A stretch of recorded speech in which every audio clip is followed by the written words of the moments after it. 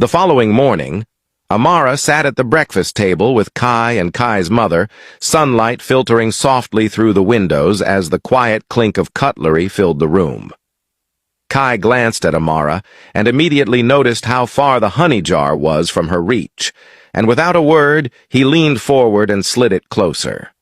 His mother caught the small gesture, her eyes drifting between the two of them before settling on Amara as she mentioned how good it was that Amara had moved into the house, how she finally got to taste Kai's cooking, something she had never experienced before, adding that he had only started cooking the moment Amara arrived.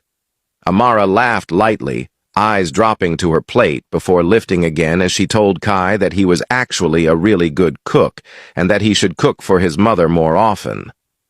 Kai only chuckled softly, saying nothing in response, but as they continued eating, his gaze never left Amara.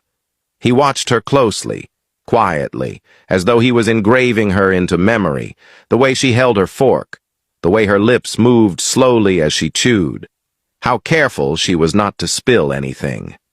His eyes stayed fixed on her, unaware that his mother was watching him in return, observing the way he looked at Amara, realizing she had never seen him look at anyone like that before.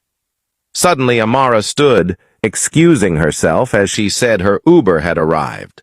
Kai stood as well, telling her they were heading in the same direction and that they could go together, but Amara immediately declined, explaining that he was now a university director and that it wouldn't be appropriate for her to be seen with him.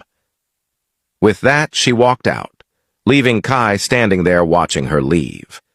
His mother turned to him, curiosity laced with concern, asking if he had feelings for Amara.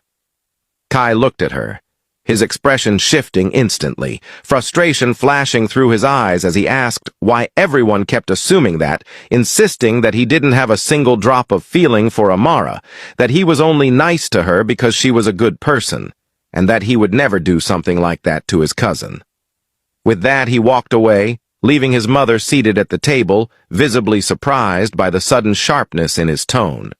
Meanwhile, Liwei made his way into Sunny's house with Sunny walking beside him, excitement evident in every step she took.